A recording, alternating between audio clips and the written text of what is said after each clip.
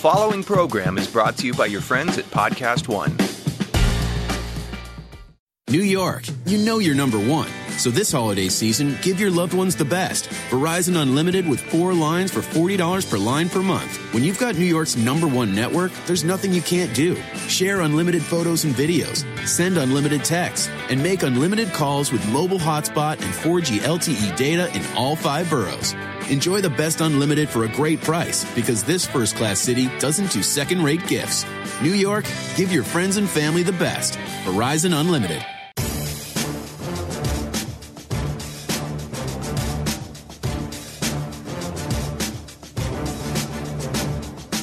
Welcome to RJ Bell's Dream Preview. Weekly winners from his Wise Guy Roundtable. Broadcasting from the pregame.com studios in Las Vegas. Here is RJ Bell. College Bowl game by game part 2 with my Wise Guy Roundtable. Full house. To my right, Brad Powers. In front of me, Ken Thomson. To my left, the special guest who just wouldn't leave. Well, we wouldn't let him leave. Steve Fezzik. I'm RJ Bell. Guys, this is part 2. We're starting with the games on 12/23, the 23rd of December, and going to 12/28. We've got 15 games, and this is unlike any show ever. We've got a double best bet. Never seen it in all our years.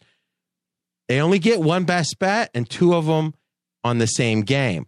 We also have a bonus best bet from Fez. It was a best bet last week, but he looked a day ahead, so we're going to get that one again and a fresh one from Fez.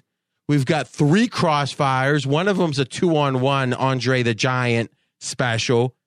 And, I mean, I would say I've never seen so much action in one set of games. So let's get straight to it. Stanford. And by the way, last thing. We're going to go in reverse chronological order. So if you've started to listen and it's after the 23rd, well, you can just stop when we get to the day that's already passed, all right? Whatever that day is. So even if you're listening, let's say on the morning of the 28th, or just listen to these first handful of games, we're doing that for your convenience. First game, Stanford, TCU, this right now, and we're taping on Tuesday in Las Vegas, and TCU is favored by 2.5 with a little bit of extra juice.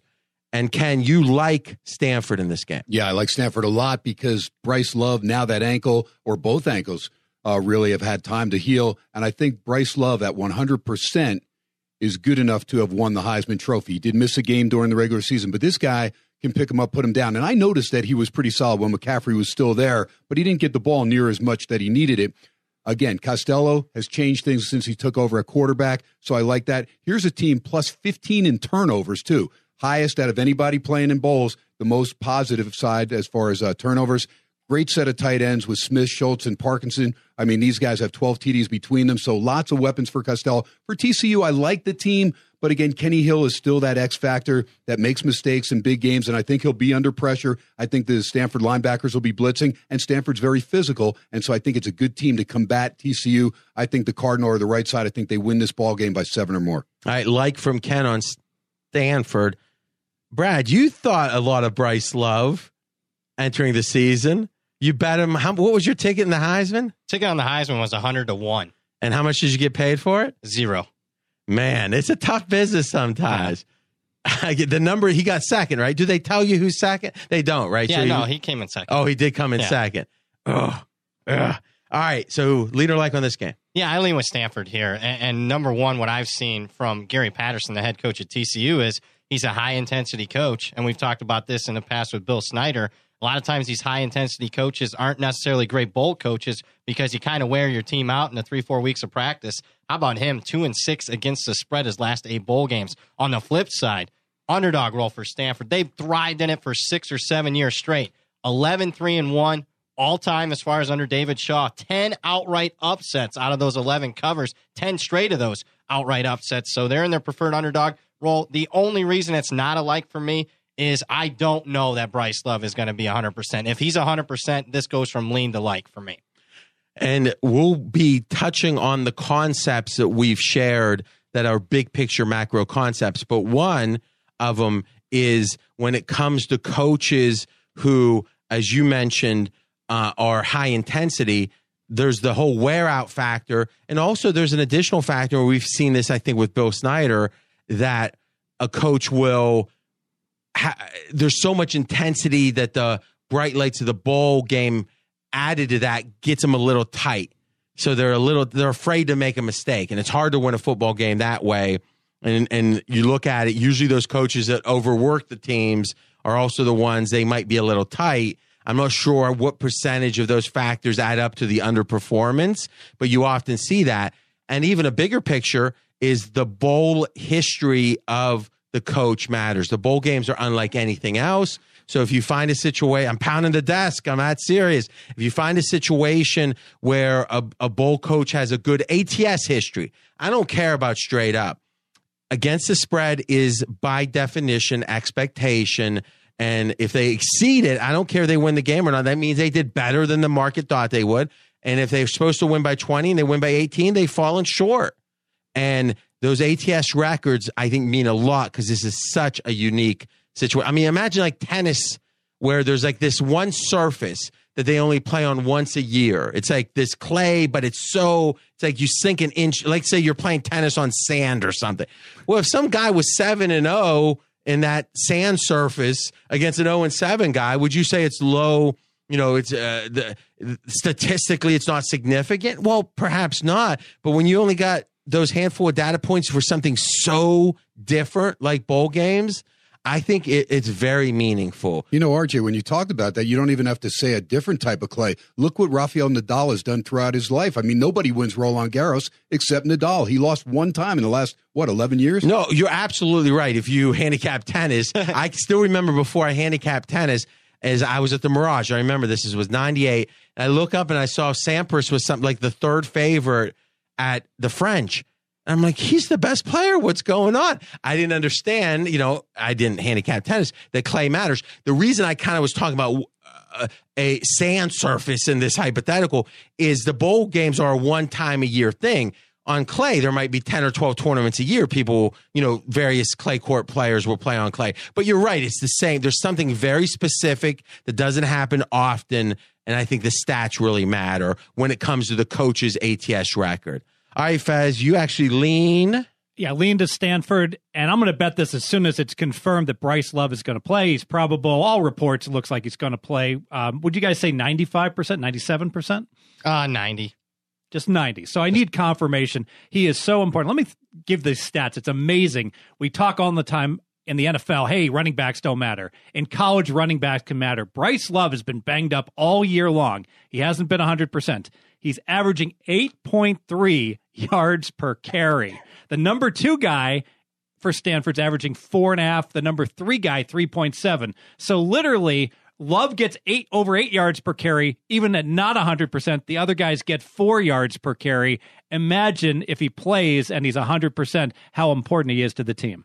And I actually find those stats interesting because it's apples to apples, right? We could say, because of them doing this and this on offense, the running backs get, a bunch of yards per carry, but they don't carry it much or whatever.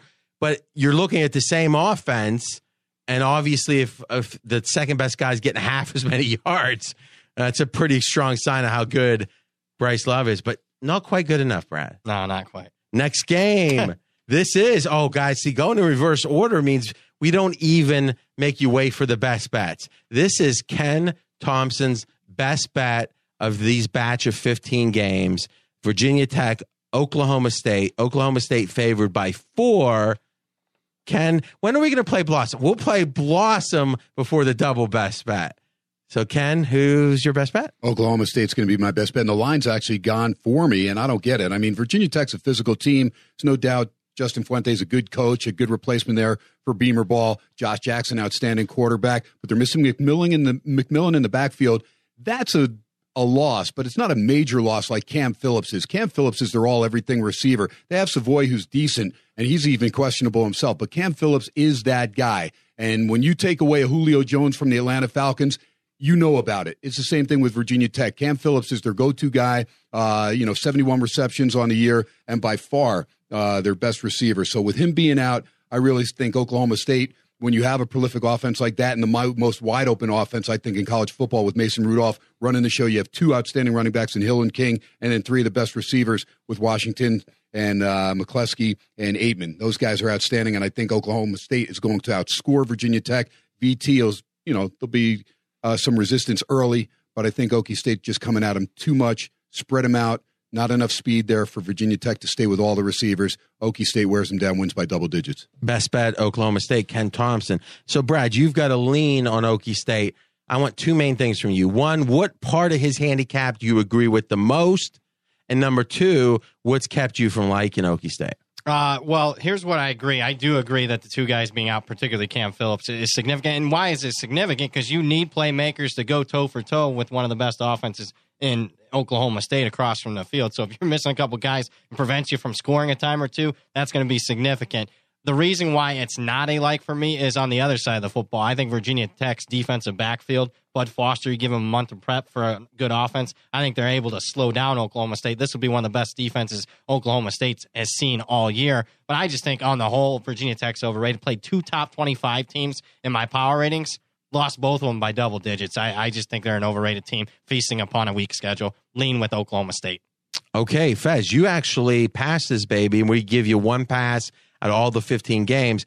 Obviously, both these guys like Okie State. What is it that's keeping you off it based on what they've said? And I want to bet Okie State. I agree. My numbers, our power rating numbers, make it -7. It's the motivation. We got Okie State. They're playing for a Big 12 title, aspirations of a national title. I just don't know if they're excited to be in this bowl game. So, and that's back to the macro factors, which is the number 1 handicapping factor in bowl games is passion, excitement, motivation, however you want to describe it. Does the team want to be there? And you question that. Ken, does that concern you at all? No, the reason but why is because Oklahoma State didn't play in the Big 12 championship game. Had they lost there, then it's even more frustrating because you're right there. You're 1 step away. But it was already in. Reality already set in when TCU and Oklahoma were battling for the Big 12 championship. Therefore, Oklahoma State had time to regroup, realize that Mason Rudolph, who won the best quarterback in the country award, didn't win the Heisman, but actually beat out Mayfield as far as the award for the best quarterback. They have something to prove, and they get a good stiff matchup with Virginia Tech, and I think they're going to be fired up to play in this bowl game. And it's Disney World. How can you not get excited? How many people from Oklahoma went to Disney? You know what's funny? I heard about this on Joe Rogan. I love Joe Rogan's podcast, and I looked it up, and I haven't read it yet. I have it bookmarked. You know there's gangs at Disneyland?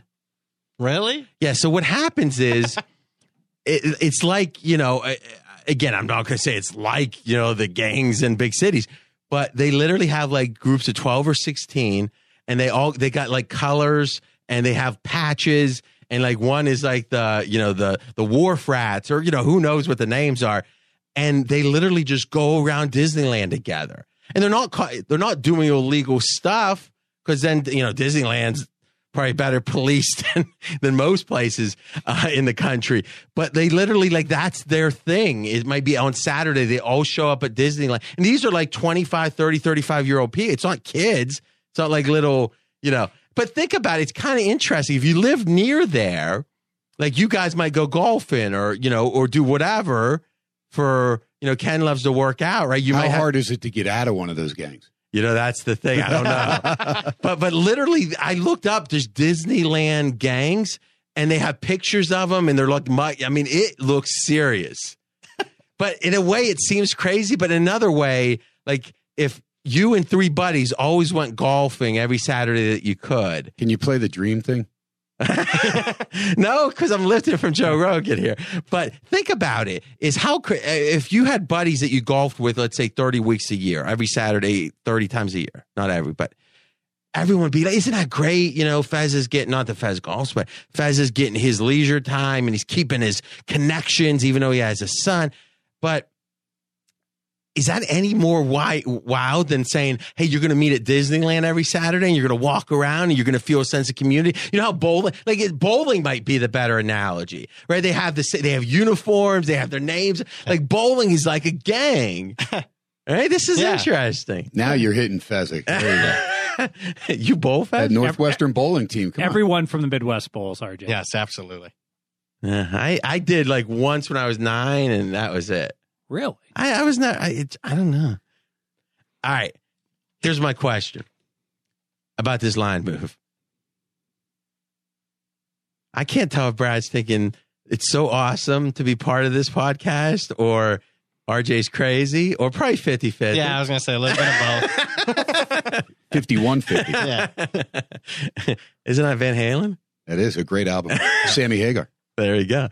I don't think Sammy Hagar and great necessarily go together. That album. Yeah, no, that 5150 is a great album. David Lee Roth and Van Halen, they had a lot more better albums. But that one is the one. No, that's for what? Knows. Speeding? Or what's 5150? No, that's I Can't Drive 55 is the one. But what's the 5150 stand for? It's like the police code, isn't it? For something. I'll look that looking at me. As one of you guys is talking at some point, I'll look that up. Yeah, please look it up. It's probably in there in your files with the Disneyland gangs. I wonder. I mean, we have 6 figures listening to this podcast. I wonder how many are going to look that up. I mean, you got to figure. At least I'm going to look it up. Yeah, honestly, I got to figure maybe 10,000 people at minimum will look this up. Yes, absolutely. This is how things spread virally, right? Whenever I get hit with a bad beat, I put on I Can't Drive 55 if I'm below 55% on the year, and I crank it up. You know what's funny about Fez? Yeah. Whenever he tries to not be just like Rain Man, it's almost like he doesn't speak the native language. Like he'll try to like tell like something that seems like, semi like pop culture, but like he's going totally off. Like he's talking about bad beats, and then but he's talking about like it's just like how like foreigners that aren't used to the culture, will not like quite get it. Do you feel that, or do you think you're saying like when you were ready to say it, you contemplated saying that, I can't drive 55? Wow. Now he's like doing a learning disabled imitation or something. But listen, let me ask you a serious question. When you were thinking about saying that, there was a point that popped in your mind, right? And then you don't say everything that pops in your mind, though, right? So you actually deliberated. Did you think when you said it was going to be like right on? Or did you think, I don't care if it's on, I want to be involved? Or did you think, hey, I'm kind of acting like Andy Kaufman here a little bit? Like what? And so I'm going to say something I know that RJ is going to talk about, but that makes me endearing. Like what was the thought process? Whenever I hear this song, I think about as a goal as a handicapper, it's to hit 55%. So it always reminds me. So of it made you so happy that you had something that felt like pop culture, and you knew Sammy Hagar sang this song. You just had to say it. Seen the video? Yeah, I'm a part of the gang. Ken was acting a little weird before the show. I think you guys all had like 6 drinks or something before I showed up, and I didn't know it. All right, but back to that was great, by the way. But back to serious stuff, because this is actually we might get it only in dreams for this one because I think it's important. Ken said something at the very beginning of his handicap. He said, "I don't know why the line's moving, in your favor." And I never, it's funny. You think I should know this? How do you say if you like the favorite lane 3 and the game goes to 4, the line moved against you, but in favor of the team, right? So the team got more expensive, which is kind of good for the team. That's like a thumbs up to the team, but your bet got more expensive, so you're on the expense side. They're on like the revenue side. Like, so how do you say? So if you had it at 3 and it goes to 4. The line move confirmed my opinion. No, I understand that. But let's just say you weren't going to play. Let's say you haven't played it yet. Did the line move against you? Yeah, right. Because you would have laid it at 3, but you're not going to lay it at 4, let's say. But it moved against you, even though it confirmed you, and even though it was in favor of the team you like. Yeah, and so I say I'm late. I'm late to the party on this one. Is what I usually say. I haven't bet yet. I wasn't asking for your little catch. In Fez's defense, he won't give out a play unless he's already played it at the right number. No, true enough. And that's one of the pro things that he does. And I think the pros in general try to do that really well. But Brad, you ever think, like, how do you say, if you're talking to your buddy, say, hey, let's say you said, I'm thinking of betting this team at 3. And the next day it's like, hey, did you bet so-and-so. Yeah, I would say the line moved against me. Yeah, I would say that. Yeah, and I think that's the right way to say it, but it feels like whenever I say that, it feels counterintuitive because it didn't really move against the team. It moved in favor of the team that you liked. Okay, so here's the thing. The line moved, Okie State.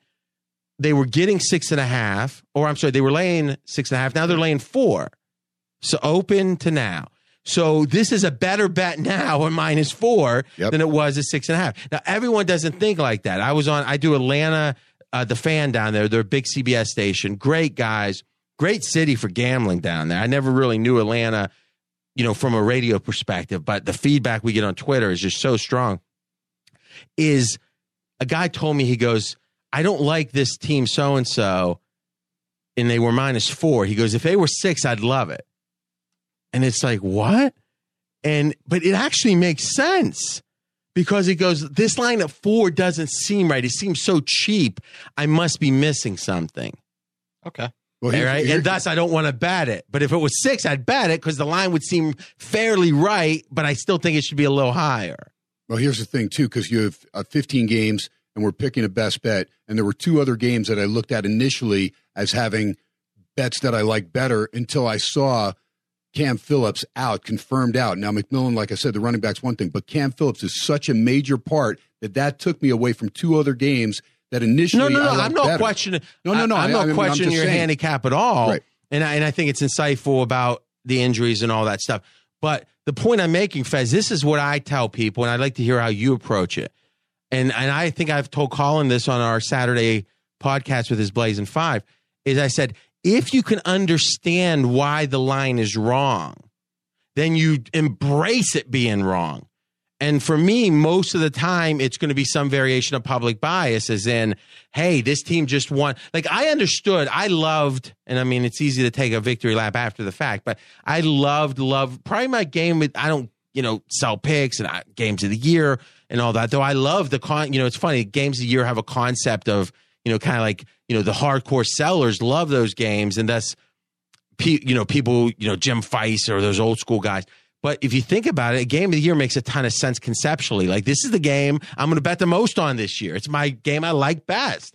So to call it anything but a game of the year seems absurd. And it's funny, well, you shouldn't have games of the year. So it's like, well, wait, I should actually then withhold information from my followers. Like, someone paid for Brad's season of college football, but Brad likes this game more than any other, but he shouldn't tell them. I mean, it's absurd, right? So, but again, that's something pregame has to work very hard on, which is dealing with the history of this industry, which has got a lot of spottiness to it, and what we're trying to do. And again, obviously we're not perfect, but we try really hard to be perfect.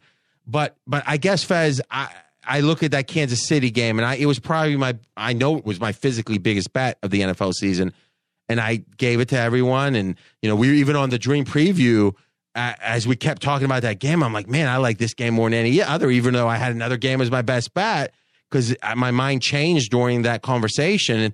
And then on Fox, I really was adamant. I'm making a big bet on this game. It made sense to me, though. KC had such a bad streak for so long. People were looking at the offensive improving and thinking, it's kind of random. But I thought it was about the OC calling plays. And I also thought the Chargers, and Fez, you helped me see this, the Chargers not only have been playing well, but they've met these teams at really opportune times for the Chargers. And thus, it was a little easier than even it seemed, like the Cowboys having 3 key guys out, etc. Even though I thought the line was crazy, I understood why it was off. Go. You nailed it. You can't be paralyzed by the money. In that Kansas City game, money came in on San Diego. An open pick. Moved San up. Diego? Yes, it moved up to San Diego. I call them San Diego. They'll always be the Chargers to me. They've been San Diego in 1/4 of the time. The Chargers went up to -2, and it'd be easy to say, and this is what a lot of people say, oh, sharp money on the Chargers. No, it's money on the Chargers. Why is there money? And then you get back to what you were saying, RJ. If you know more than what the market the underlying market and the public knows that's moving these numbers, you can make an informed decision and say, hey, this is just wrong. They don't understand the Chargers nearly as well as I. Another example about being paralyzed by line moves. Look at the Steelers hosting the Bengals. Opens 5.5. That line comes all the way down to 3.5. If you understood what was going on, you're like, the Steelers are way better. This is like 8 weeks ago. 8 weeks ago. Way better than the Bengals. And even last week, I made a mistake here. I got afraid. I got paralyzed by the money. I like Buffalo against Miami. RJ asked me to make the number, and I said, I think it's closer to 6. It comes down from 4 to 3. I'm like, I clearly missed the boat on this one. No, I just didn't trust myself enough. If you're all in doing the work, trust your work. But here's the thing. No one, and I think everything you said I agree with, but I want to put a key last point on it. And Ken, you actually can help me with this because you've received in my presence, we've talked about it a number of times, you'll get text or something and it's like this guy's out or, things that just aren't out there because SIDs, guys up and down the organization, announcers all throughout college sports, right? Mm-hmm. And you've done a great job of cultivating that, having that on those people on your radio show and all that. I could be the best handicapper and literally the best college basketball handicapper in the world, the most knowledgeable guy in the world. But I don't know what Ken knows when Ken gets that text, let's say. Now, maybe sometimes I'd be getting a text at the same time, but not always. If Ken was moving numbers, right? If Ken was part of a syndicate and all of a sudden that line moves against what I thought the handicap was, or let's say I thought the line was, I'm a lean on a team and then it moves against me. And no, it moves for me in this case. And now all of a sudden I'm going to bet the game. I'm going to stop and think, wait a minute, what don't I know? So to me, Fez, it's not just do you trust yourself. I don't think you can ever trust yourself so much to think you always know everything. I think, can you explain the quote unquote crazy line? And if so, you don't have to feel like there's something you don't know because you're explaining it. If a line just doesn't make sense, like let's say they put a total out on a game that should be 44 at 29. Like just boom. And it's not some mistake. The whole market has it, right? You're going to wait a while before you bet that 29 aren't over. I'm going to look into what the heck is going on. I'm going to ask people, call around. And every now and then we had that college basketball game, RJ, where they just copy the wrong number. And that's why I said that, because I didn't want to get distracted by that. Sometimes a line will come out with one play, so just get the thing wrong. And then and then, as you said, there's so little action in college basketball total, specifically in this case. Everyone copied it, but then it quickly got bet up to where it should be, right? And they moved it pretty fast. So that shows the ignorance sometimes of the bookmakers, which is one of the reasons I always say bookmakers do a lot of things well. They're not necessarily good handicappers. But setting aside something like that, if it's an NFL line and it's out at 29, you're going to call everyone you know before you bet it. Absolutely. And the beauty of what Ken does is he can look like a total square ball here. He knows the point guard is out for Nevada Reno and no one else knows it. And they're like, oh, Ken Thomson, that's a square bet he's making here against Reno. They're awesome, but he knows more than the market knows. And no matter how much you know as a bettor, there's times the market knows things you don't. So I think the real actionable takeaway here is, and I really want to slow down and say this one more time because I think it's so valuable, because people get so mixed up on this. They'll see a number and say, oh, that seems too good, I'm going to go the other way. I've actually heard people do that. And it's like, if you can understand the bias, and usually it's going to be because the public's indecisive. Like if it's some Portland State in college basketball, and unless I'm very confident I know more than the market, then I'm just going to bet and feel fine. And in general, there's 20 games a day, or not 20 games a day, 20 games a week I think the line's way off on because I just know more than the market. That's not the case for me in college basketball. There's some people that's the case for.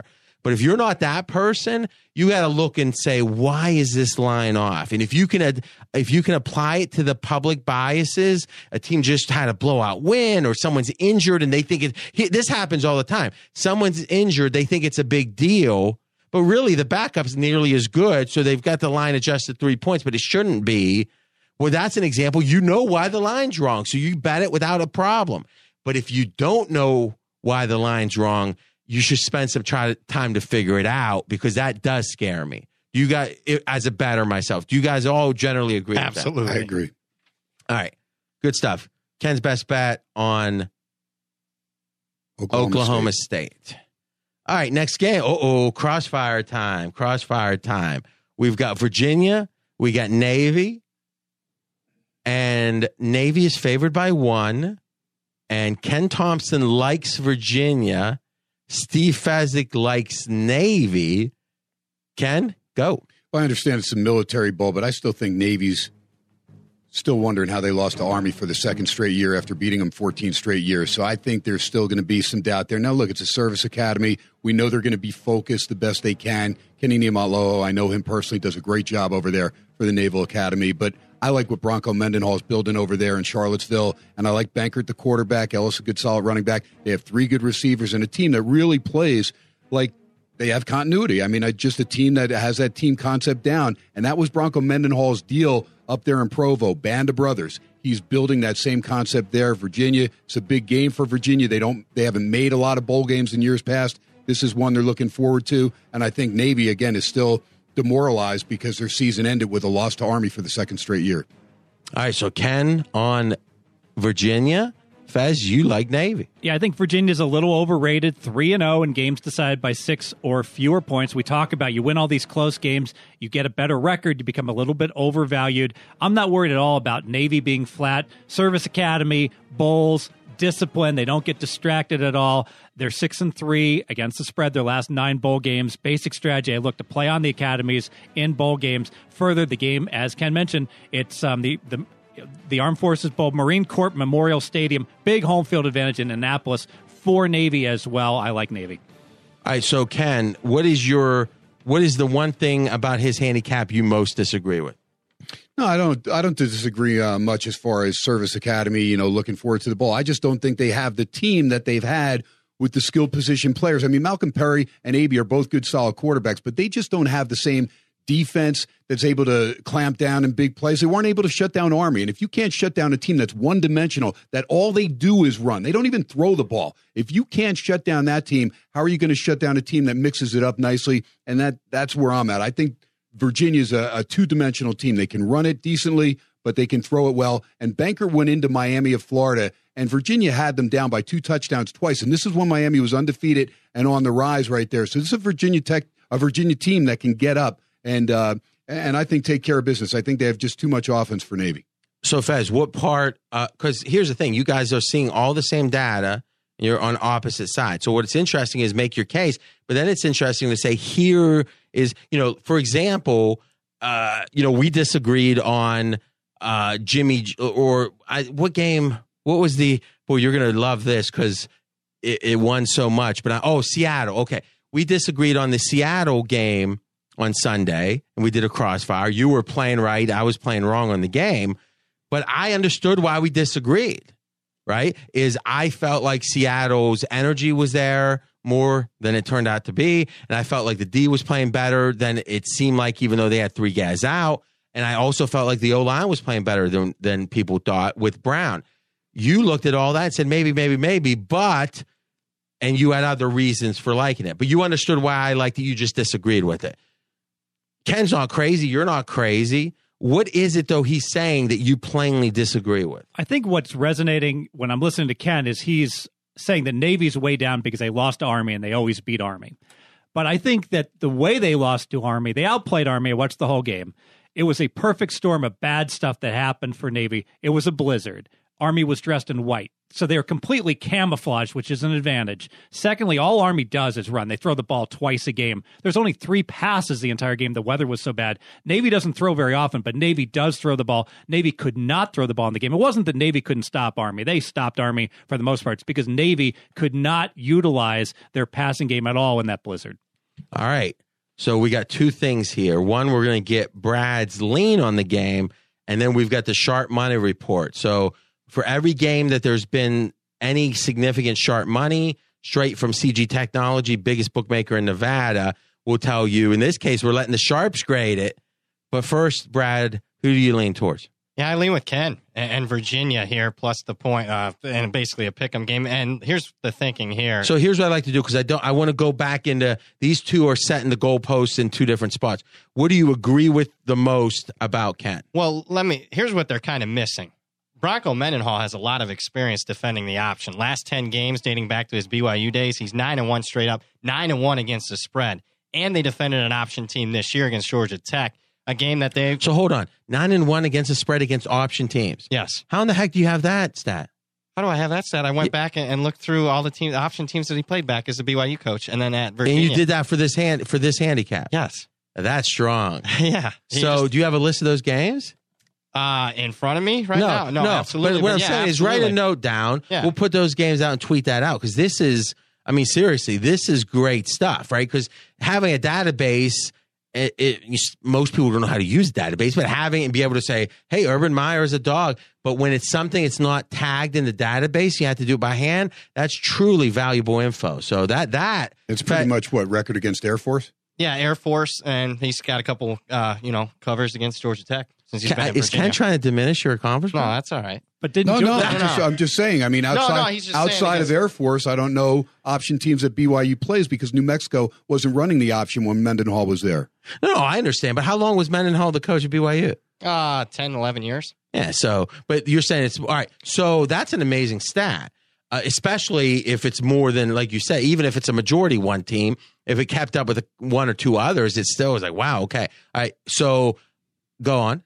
Yeah, and obviously they already defended it this year in Georgia Tech, and I know they gave up 36 points, but they were more than a touchdown underdog. Won the game outright. That's back-to-back outright upsets for them against Georgia Tech, and that's what I look for. I look for particular matchups, and when you got quirky offenses, and we're going to mention this a couple of times, I want to see experience defending it, and I also think advantageous for Virginia to have 3-4 weeks of prep for the option. Extra time. That's another macro concept. Extra time against quirky offenses. Fez, listen, there's no shame in coming off something. Are you fading that Mendenhall stat? I was unaware of the Mendenhall stat. That's what I'm saying. But I was aware that Georgia Tech, well, think about this. We're saying, oh, well, he's awesome at defending the option. Georgia Tech put 36 on them. 36 doesn't mean anything. It matters. What's the pace of the game? What was the yards per play in that game? They had like 400 yards, but I mean, clearly Georgia Tech was able to run the option effectively against Virginia. And what are you really telling me that let's say a stat is what were you saying, 9-1 against the spread? 9-1 against the spread. And one of those wins was this game, but this game is telling you that spread that trend's invalid. When you exceed expectations. I think the 8-1 is much more relevant than the one game against Georgia Tech where they did not stop the option. But you're making year. The one game somehow contradict in a way that invalidates the other 9. I was unaware of the other 9. And now I'm asking you, do you want to back off your life? Yes. Oh my God, I love it. I love it. This is a sign of what this show's about. Seriously. Is no matter how smart you are alone, you're not as smart as Fezzik. No, you're not as smart. Check out the big brain on Brad. That is true. We're going to give Brad that one for sure.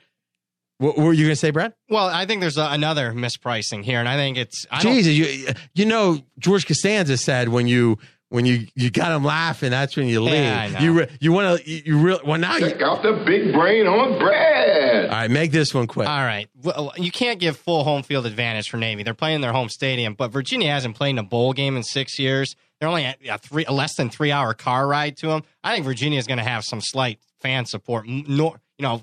Compared to a normal road game here, they probably have 5,000-6,000 fans in the stands here. All joking aside, guys. This is what this is for, right? Fezzik, though not a college football specialist, has literally a network of people he works with this. Ken, you can tell, spending hundreds of hours throughout the season. Brad, hundreds of hours throughout the season. But it's not like they all know the exact same things. And to me, what I have found about the very sharpest people that I've ever dealt with is they are voracious when it comes to good information. You would think it'd be ego-driven. Oh, what could they know that I don't know? Fez, you know some of the sharpest guys in town. Do you know one of them that isn't voracious for other good info? Oh, they all love it. So, and to see it happen live like this, it's one of the, I think that was very telling. RJ, one other thing, so I want to check with Brad, because I know he's on college football history and all that. Very rarely do you see two tacklers with over 100 tackles together on the same defense. Virginia has 3 of them in Mack, Blanding, and Kaiser between 105 and 134 tackles apiece. I don't remember seeing that. They're pretty lenient as far as tackle stats at Virginia. Wyoming's another team that's really lenient tackle stats. I get that from working at Phil Steele Publications, and we'd see consistent teams that would have, was very lenient when it came to awarding teams a tackle. That's why I checked. Figure you might know it. Boy, that's good stuff too. Boy, Brad, you're coming in today. You got a toboggan on for the people that didn't grow up where I grew up. Don't call it toboggans. Well, you do though, I'm sure, right? Because I don't know. What do they call them? Beanies? No one has a good name. When I say if you don't call it a toboggan, what do you call it? And they're like, a beanie? And it's like, beanie, right? What do you, Fez, you grew up with this. What do you call that? Knit hat? A knit hat. Oh my! He sounds like someone's grandma. Yeah. Hey, don't forget your knit hat. You grew up in Jersey, right? In Jersey, yeah. What do you call that hat? I guys would have said beanie. I mean, see, that's what I always say. Beanie. Toboggan to me was like a giant, bigger sled. That's what everyone says. It says that. Toboggan. All right. So I'm just wondering if you got like some information being fed to you today. That was really the old, I have the cheat code where I have it underneath. All my right. hat. So here's the takeaway. Is literally we're in a situation where Virginia, liked by Ken, and Fez is now to a lean, let's call it, on Navy. That is a true crossfire. All right, double best bet time, guys. This is the game. Don't know about the future, that's anybody's guess. Ain't no good reason for getting all depressed. Fire up your pad and pencil, I give you a piece of my mind. Michigan State, Washington State. This is on 12/28. And right now, Washington State favored by 2. Steve Fezzik, we're going to let you start. Your best bet. Best bet, Michigan State. I love Michigan State here. Washington State, complete fraud. Some of their best games this year. They've been the recipient of a beyond favorable schedule. Oh, they played good teams. They just played them at the right times. They're the Los Angeles Chargers of college football. When they got USC was all injured. They were able to win. When they played Oregon, we spoke about Oregon without their quarterback Herbert. Terrible. Well, Herbert didn't play in that game. When they played Stanford, they were just barely able to beat Stanford. That's when Bryce Love, he played, but he was all banged up, not close to 100%. They've had fortuitous games, close wins, 3 losses by 34, 32, and 27. And on Michigan State's side, what's the one game everyone remembers Sparty playing? Losing by a zillion against Ohio State. For the most part, they've had a fine year, and very consistent year. They're the much better team, catching points. Sparty wins. All right. Brad, you agree. Best bet, Michigan State. Yeah, in addition to that fine handicap, you want to talk trends. Well, Mike Leach has a quirky offense. So how does he do with extra time to prep, or when teams have extra time to prep for his offense? How about 3-8 against the number as a bull favorite? On the flip side, Mark D'Antonio, Michigan State, the best underdog program in all of college football. 17-4 against the spread here the last 7 years as a dog. 14 outright upsets. A couple of them again this year, Penn State and Michigan, so they're carrying on that banter. And I'll let Ken talk about player personnel. Major negative for Washington State. And Michigan State, one of the youngest teams in the country. And if any of these teams is going to benefit from an extra 15 bowl practices, it's Michigan State, not the senior-laden Washington State team. They've already peaked. Give me the Spartans to win the game. Forget the +2. Take Michigan State on the money line. Ken, another way we could look at this is it's a triple because these guys like it enough to be best bets. You like Michigan State, too. I do like Michigan State. Not only do I like them in the first half even more because Hercules Mataafa, the leading sack man for Washington State, is suspended for the first half. And then the top 2 receivers, Tavares Martin, who's by far their fastest guy, and Isaiah Johnson-Mack. Both of these guys have been dismissed from the team. 130 catches, 1,386 yards, and 14 touchdowns between those 2 guys. Gone. Major advantage, Michigan State. Okay, 2 questions. Is one, and guys, promise Ken's on the clock too, so for his radio show. So we've been meandering a little bit, a lot of good stuff, but we're going to really stick to the points of the games from here on out because we got a lot of them. But one last kind of fun thing. when you find a guy's name that's super hard to pronounce for the average person, are you more inclined to include that in your handicap just to sound like that knowledgeable? No, because Mataafa is by far their best player on the defensive line, and Brad will tell But I'm you saying that. in some cases, do you have should I mention this guy's name or not? And do you do it if he's really hard to pronounce, but you're good at it? Yeah, I don't mind. I mean, it comes from play-by-play when you have to get to know some of these difficult names, especially from other countries, Eastern Bloc countries. So it comes with the territory. Last question on this game. The line opened 4.5. Now it's down to 2. So it's moved against Michigan State in this case. Is there information on this, or this has just got bet and it's still this good of value now?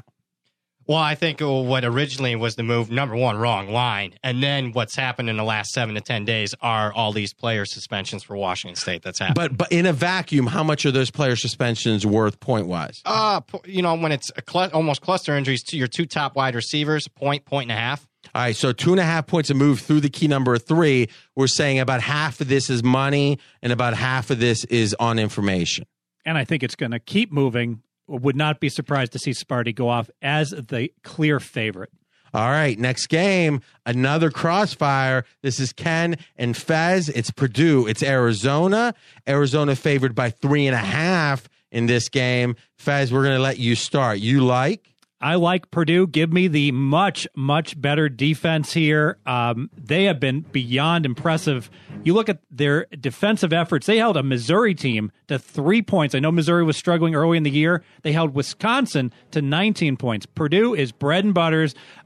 Very good defense. Offense is slightly above average. They have a huge coaching advantage. Braum is a huge coaching edge versus Rich Rod for Arizona. Arizona has the sexy quarterback, Tate. Everyone's talking about how good he was, and he was great. But defenses have gotten film on him, started to figure him out. The last 4 games, he's only averaging 5 yards per pass play. Clear regression going on. Purdue is the right side. Ken, you like Arizona? I do. I like Khalil Tate enough. And again, the rest factor, when you get a guy like Bryce Love or you get a guy like Khalil Tate, when these guys have rest, then you're going to see the true athlete. You're going to see a guy that was pressed into duty when they made the switch, and Khalil Tate got beat up. I mean, physically got beat up because the guy was running. And I mean, look, he rushed for 1,353 yards and 12 touchdowns. He threw for another 1,289 and 9. I'd rather have him tuck the ball under and run. And now that he's got that rest, I'm good. Not only that, I get a healthy Nick Wilson in the backfield to go with J.J. Taylor. That gives me another 1,415 yards and 11 touchdowns. I've got an attack that Purdue's defense that's so good. Are you kidding me, going against Wisconsin's offense? What kind of game? Did you watch the game? Because I watched the whole game, and that game was like watching paint dry. Both offenses, and they got outgained badly in that game, but they had a couple big plays and turnovers that kept them in there, because I had Purdue, and they ended up covering the game, but they had no business covering that game. So I love Braum. Braum's one of my favorite coaches. I said it was a great hire by Purdue. When he gets his players in there and they're able to spread out teams with speed, this Purdue team will be in the top echelon of the Big Ten within the next year or two. He'll be just like Joe Tiller back in the day. But this Arizona team, yes, Rich Rod may be a guy that's not as good a coach as Braum, but he's got players and he's got Khalil Tate, and Khalil Tate is by far the best player on that field. All right, same question again. I'm going to ask both of you. What's the one thing in Ken's handicap, Fez, that you disagree? What is the source of your disagreement? Well, all he talked about was how good the Arizona offense is, and the problem is he didn't talk about their defense, and there's a reason he didn't talk about their defense. They've given up 37 points in 6 of their last 8 games, and they're giving up, get this, an average of 6.2 yards per play against a schedule of teams that only average 5.6 yards per play, which says this Arizona defense is more than a half yard per play worse than an average team. Purdue has a pedestrian offense. They'll look like a very good offense because everyone looks really good against this Arizona D. Yeah, tell me about Washington State, because they have a great offense too, and they went and played Arizona, and they got buried by double digits. To me, it's the same thing. You don't have to have a great defense when you have a Khalil Tate and an offense that's going to score 40-plus points against a team like Purdue that, number one, is missing Knox, who's banged up in the running game, and you have Markel Jones, who missed half the year. You're without Blau, one of the quarterbacks, so you got Sindelar. Everything is there. There's no way that Jeff Blau comes in now and bails Sindelar out if he struggles. This is a team -5 on the sack department, and I think Sindelar is going to be under pressure. It's not a great Arizona D, but it's good enough to slow down the Boilermakers, and definitely an offense that's going to score at will, I think, on Purdue's defense. Okay, so you answered his response or his disagreement. What's your main disagreement with Fez? Well, I think Fez thinks Purdue's defense is good and solid, and there's a major advantage there. Again, what did I say all year? The Big Ten's the most overrated conference in football. And I'm sorry, RJ, I know you're an Ohio State guy, but at the end of the day, these offenses inside the Big Ten pale in comparison to the Pac-12, the ACC, the Big 12, and the SEC. All right, Fez. Well, they played Missouri. They gave up 3 points, and that was the first game of the year. They played Louisville, who has an awesome offense, and they gave up 35. I think Arizona gets 35. I think we all understand the source of the disagreement. All right, we got two decision makers here. One is going to be Brad, and the second is going to be the sharp money. Brad, what's your handicap? I lean with Purdue. So I guess what resonates with me most is Fez's handicap talking about Purdue's defense and them being able to stop Khalil Tate. And once guys got film on Khalil Tate, he obviously wasn't, arguably a top 5 player in college football. I think he's got the potential to be next year. But also, and this sounds like a broken record, Rich Rod's got a quirky offense. And again, he does not perform well in bowl games. 3-7 against the number his last 10 bowl games. And when he got extra time to prep for his style of offense, a major advantage for the opponent. Lean Purdue. All right. So lean Purdue. We think that might be the decision, but no, Sharps are backing Arizona. Ken Strong today with the Sharps. Hey, what are you going to do? I mean, first off, Brad's from Big Ten country, so he's going to lean towards Purdue. You know what's funny is in the book about Hannibal Lecter, not The Silence of the Lambs, but the one that the movie Hannibal was made about after. One time Hannibal Lecter told someone, he goes, I can see why you wouldn't trust me because you know yourself so well, meaning that you are so aware of your own duplicity or dishonesty. You think everyone else is dishonest. Well, Ken thinks everyone has like regional bias, which is really Ken telling us he has regional bias. Really? What would that be? Jersey? I grew up in Jersey. Or your regional fan bias. See, that's specified. You love the now. Pac-10, the Pac-12. I think the Pac-12 has been a conference that because of... He's telling us why. He's right about loving them. Listen, no, I'm just saying they've been disrespected because most of the sportscasters back east go to bed before these Pac-12 games are over. They don't even know who Bryce Love is until they see film on it. Last thing, Fez. I do want to talk about regional biases. I'm actually biased against the Big Ten and the MAC, and here's why. And this may sound crazy. I think it's very difficult to practice football in December. You got to either practice indoors or practice outdoors when it's freezing cold. So I think that the teams from the South and the West do have an advantage, and that's why they tend to do better oftentimes in these bowl games. All right, next one. This is our last Crossfire, I think. Yeah, but it's a 2-against-1 Andre the Giant style. And actually, it's Brad Powers playing Andre the Giant in this case, and it's against Ken and Fez, obviously. And Ken actually liked this game enough that it was close to being his best bet. So this is not only a like, but a take off the rubber band. But Brad, whenever it's 2-on-1, the Andre gets to go first. So this is Missouri, this is Texas, and right now Missouri favored by 2.5. You like? I like Texas plus the points here. We'll start off with talking about Missouri, and everyone sees this hot finish this season, 7-1 against the spread their last 8 games, 6 straight wins, blowout victories. But I question, who have they beaten in the last 6 weeks?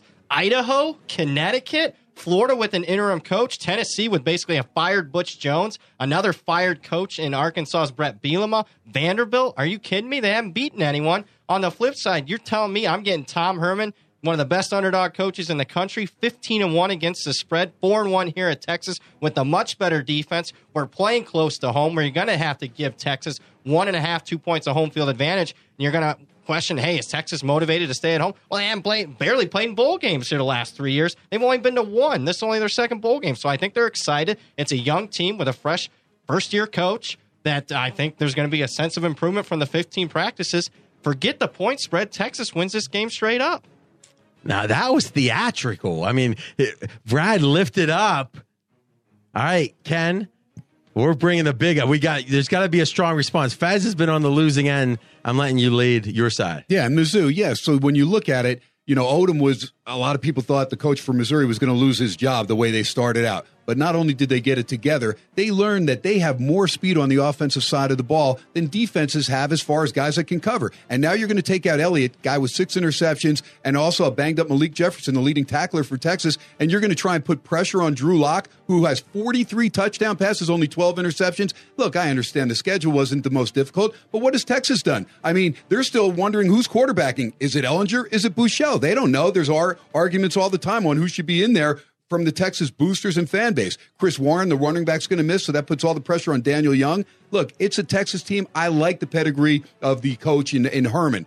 But in this game, you don't think Missouri's excited? This is a team that thought they may go winless at the beginning of the year, and now they've turned it around to where they're just dominating teams because they spread them out, and you can't cover them. They go faster, and their defense doesn't have to be great because they're going to outscore you. I don't see Texas scoring a lot in this game. They had trouble with Texas Tech, and Missouri is Texas Tech on steroids. It's pretty good, pretty good. Now, Brad, in a minute after Fez, I'm going to ask you the same question. We're going to start doing it this way. Is what do you most disagree with?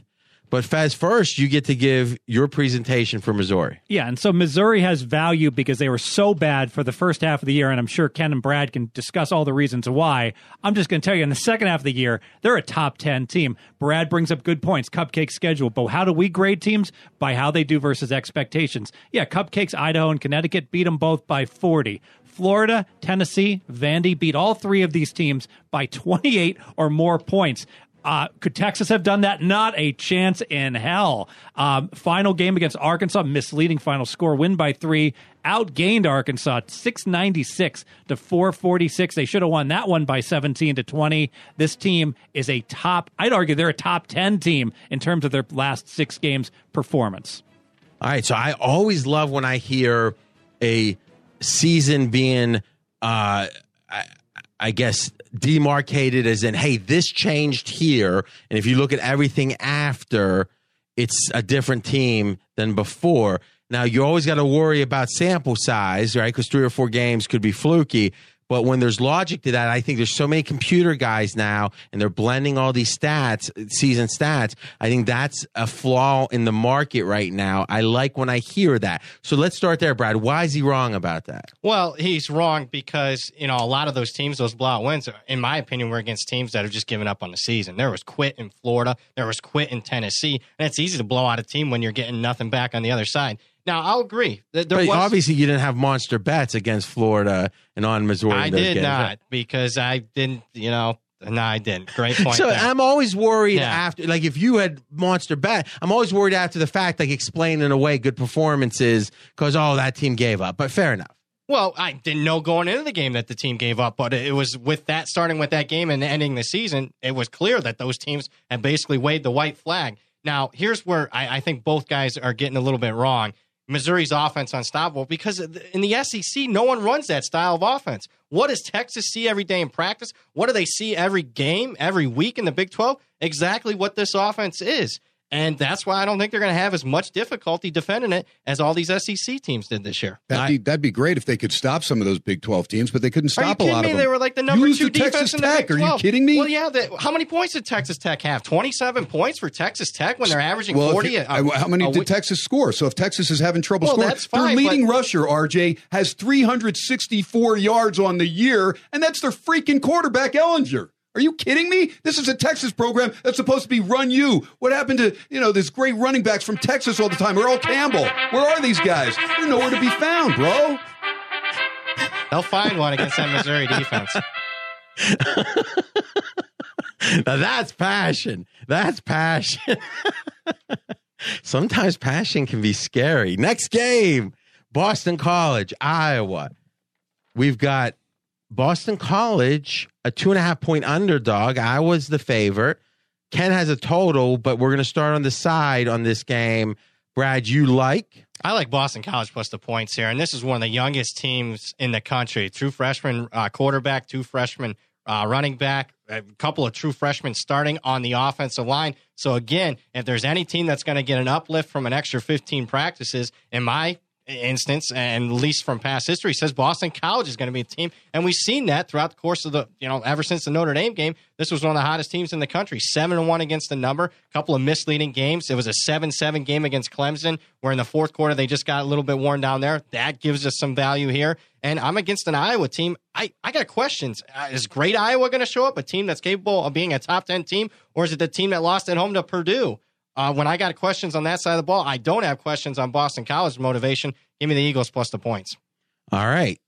Eagles plus the points. Faz, what's your opinion on the side? Yeah, I lean BC.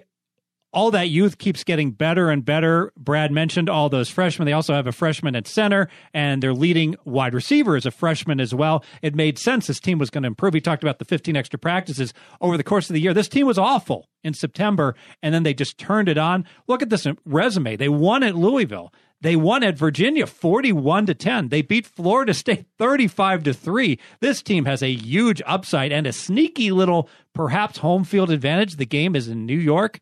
Boston a lot closer than Iowa to New York City. I know Iowa travels well. Going to be more BC fans there. Okay, by the way, backing up to that Texas-Missouri, Ken had me so impressed by the passion, I forgot to give the final grade.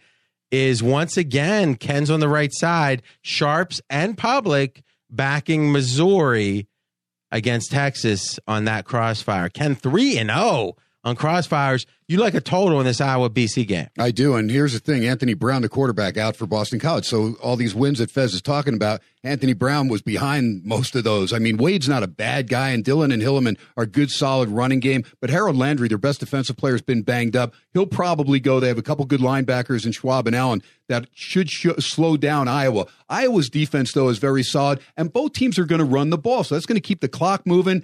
I see this game going to be in cold weather. New York right now is starting to get nipper. My family's in Jersey, and I'm telling you, this is going to be one of these low-scoring games where both teams are running the ball. Clock keeps on moving. Got some of the best tacklers in the game, including Josie Jewell, 125 tackles, finishing up there at Iowa. Stellar career, over 123 tackles in each of his last 3 seasons. The guy's phenomenal. Actually had him on my radio show, and the guy's a real treat to talk to as well. But this is going to be a low-scoring game. I don't know if Boston College can muster enough offense to win. I hope the guys win it. I'm just on the total. Give me the under 45.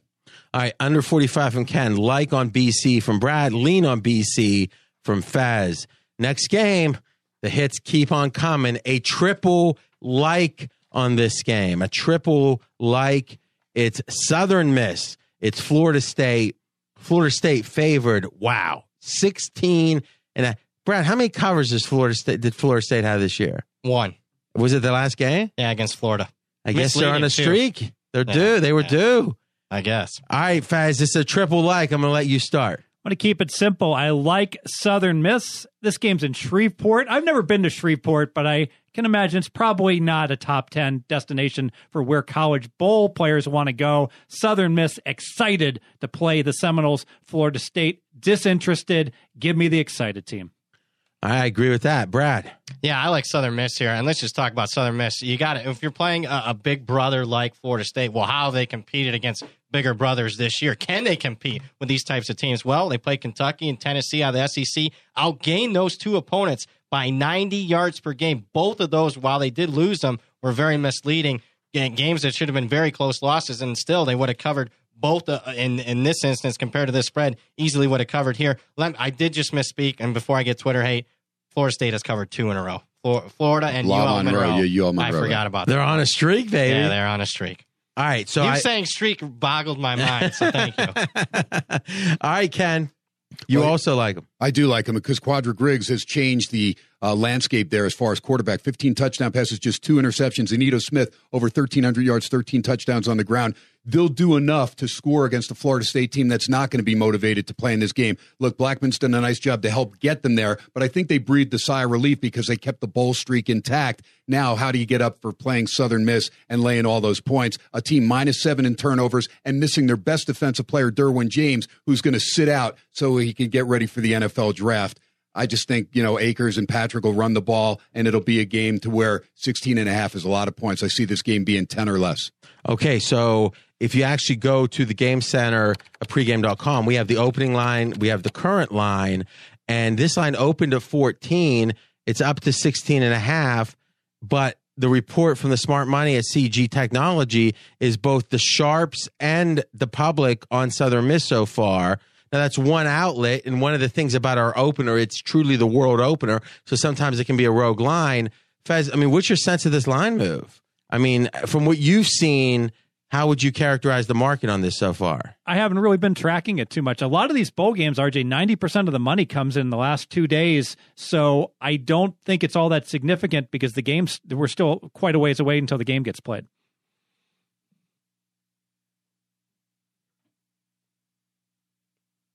Next game, oh my, another triple like. By the way, if you think about that, that Florida State is a quadruple like with the smart money. Is next game, UCLA, Kansas State. We got Kansas State favored by 2. Brad, I'm going to let you start. Hey, we've talked about Bill Snyder and the Bowls. Yeah, and he's not been good. In fact, he's 2-8 against the spread his last 10, but here's the but. But in this instance, he's got a huge, significant advantage over an interim coach that UCLA has in Jed Fish, who probably won't be coaching there next year because they're bringing in an entirely different system with Chip Kelly coming in at UCLA next year. So I got a coaching staff for UCLA that's distracted, and I got a quarterback that's distracted, and there's still uncertainty on whether he's going to play, whether he's not going to play. This line right now says he's going to play with Kansas State favored by -2.5. I think we get a little bit of a free roll here. If he doesn't play, Kansas State's going to at least a 5, maybe even 6-point favorite at the very least. Give me the Wildcats minus the points. So let's think about that conceptually. They in finance, I think an arbitrage might be the way to say it, is if you can play the game saying there's 2 possibilities. One is that he's going to play the quarterback. The other is he isn't. Okay, we think there's a chance he's not going to play. If we bet it now, how much price are we paying for the chance he's not going to play? Because if he plays, we'll get a bad number. But it's like, no, you guys. So, Brad, let me ask you this question. If we knew 100% that Rosen was going to play, what would this line be? I think it's maybe 2. And that's where my power rating is. So, I have Kansas State the better team. So so you're saying the line now is assuming there's 100% chance he's going to play. Very 90-some% at least. No, it's got. I mean, if it's 2 and you're saying it should be 2, it's saying he's playing. I have 2.5. I'm sorry. On my sheet. I'm sorry. Okay. Well, I'm seeing 2 minus 115. Right, fair enough. So yeah, let's just say it's saying he's playing. Yeah. And what we're saying is, what do you? Let's go around the horn. Start with you, Brad. What's the chance that he plays? 65%. 75. 65. All right. So we're somewhere in 65 to 75. So let's call it 70 just for the conversation. So 70% of the time you have a coin flip laying 110, which you don't love, but that's a very tiny price. And 30% of the time you've got your best bet of the year. Because let's call it, what's he worth, 7 or 8 points? Yeah, at least 6 or 7. So even if the handicap is right now, that's going to win what, about 70% of the time, Fez? A tease, if you just play teases blind? Yeah, not in college football, not in bowl games because of the variability. Probably 62%. All right. So if you can have, I think that's low, but if you can have 62% of the time, so you're saying that if you could have right now, literally you're saying if you could have Kansas State -2 against UCLA without Rosen, you don't think that covers more than 62% of the time? It might be 64. It's not 60. It's not 68. All right. Yeah. So here's my question. And actually the logic of he's correct. The same reason we don't want to tease in college football because the points are less valuable is why the typical NFL team covering with it in a teaser is going to be high for my estimate here. So it's a great point he's making. So if you can have a 64%er 30% of the time and a coin flip 70%, that's a mighty good bet. I mean, am I thinking about that right, Fez? You are, but I think it's an even better bet because of the 70 out of 100 times that Rosen plays, how many of those, RJ, is he thinking to himself, hey, I'm going to be a top 5 pick as long as I don't separate my shoulder? Maybe I run a little bit less. Maybe I talk to my family and my friends and I just play it a little bit safe. I don't want to let my team down, but I don't want to get hurt either. I think that's a factor.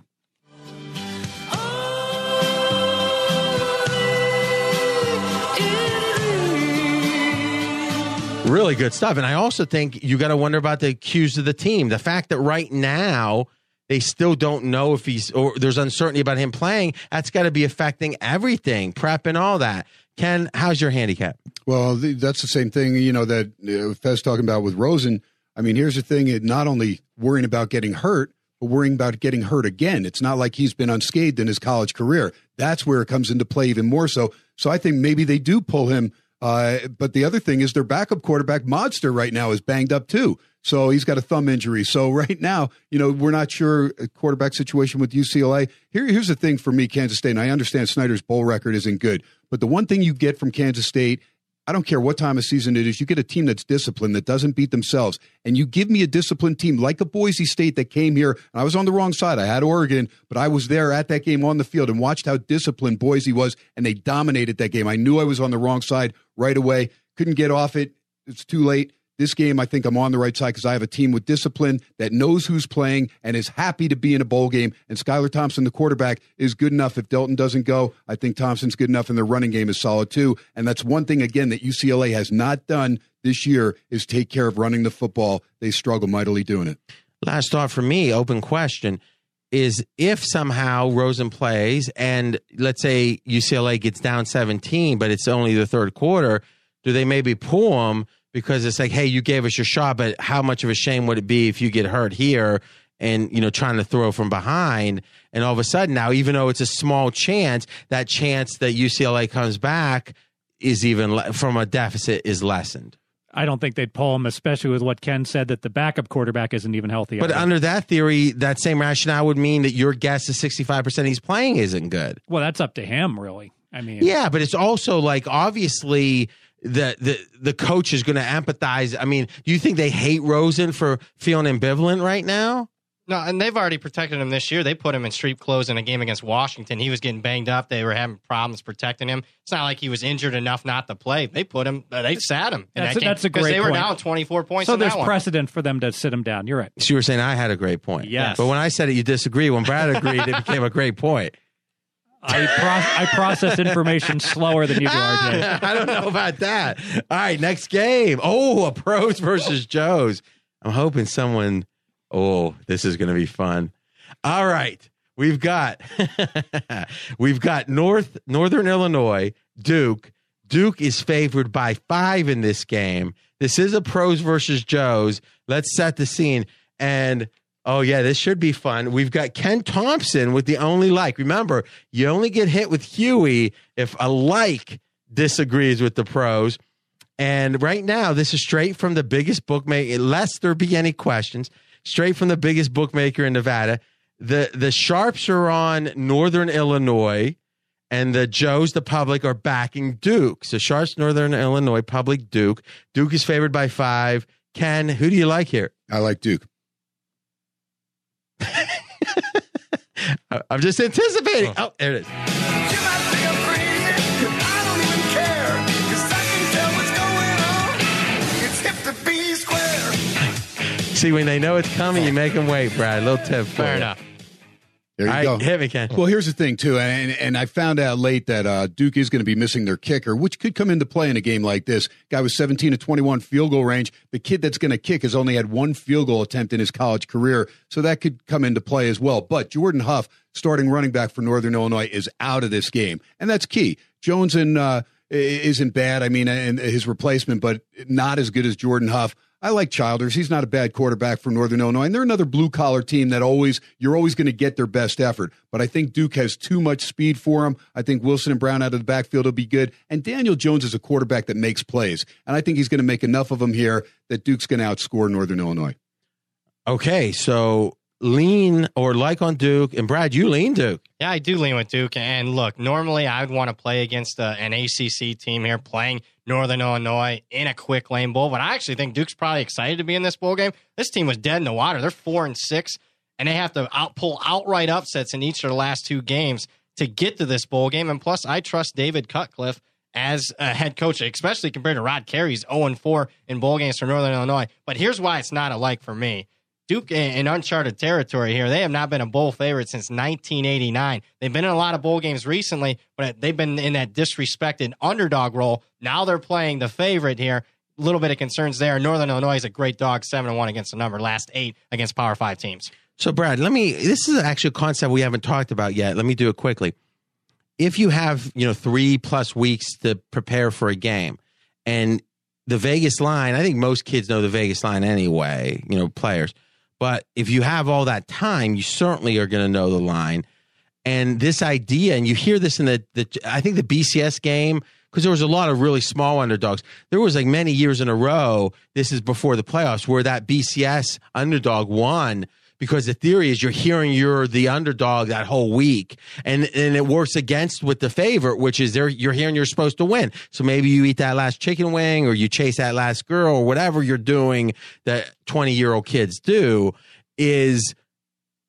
So that for you is a key factor in a bowl game, is this disrespected underdog concept. Absolutely it is. On both ways, whether you're talked up as a big favorite or vice versa. You said it very eloquently there. So is it every dog has an advantage and every favorite has a disadvantage, or what's the scenario? No, not necessarily. I look for outliers, like I just mentioned, Duke being in uncharted territory, and they're not used to getting talked up in this case, particularly in a bowl game. But so are they going to be susceptible to the effect of this phenomenon? There's a basic phenomenon that's there for all the teams. It's just how susceptible are the teams to fall prey to it? Maybe slightly, but I would trust that, Duke is a high academic institution with a veteran coach. I don't think they're susceptible as other teams would be, and that's why. But I'm saying in general, you can decide on the disrespected underdog or the lackadaisical favorite based on their susceptibility, or is this with a dog? It's not susceptible. Are they passionate enough to care about being a dog? Yes. All right, Fez, you actually lean with the smart money and against Ken and the public on Northern Illinois. Let me make my case. Duke is super excited to be going to a bowl game. They're 4-6 dead in the water, and they beat two good teams. But I don't believe that they're super excited to be going to Detroit, Michigan, during the holidays for a bowl game, whereas the kids from Rockford, Illinois, absolutely, they're happy to be going to Detroit. One squad's happy, one squad is unhappy with the venue. Further, Northern Illinois is 8-4.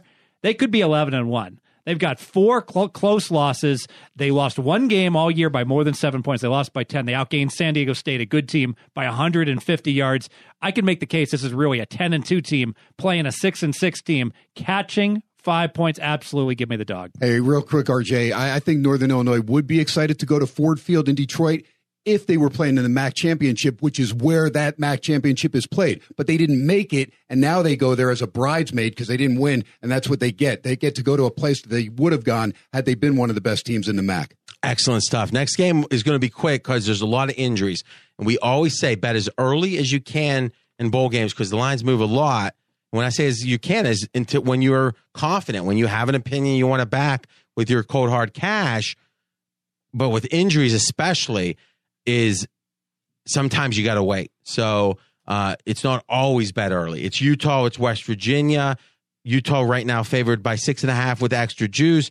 Brad, why don't you explain to us real quick, what is the injury situation first? Yeah, first off, it's West Virginia quarterback Will Grier, a top 10 quarterback nationally, maybe not as far as name recognition, but he is. Stats say he is one of the best quarterbacks in the country. Got hurt in the game before the regular season finale, so we don't have a lot of data points on his backup. And I'll say from this line is they don't have a lot of confidence in the backup getting any better in the 15 bowl practices.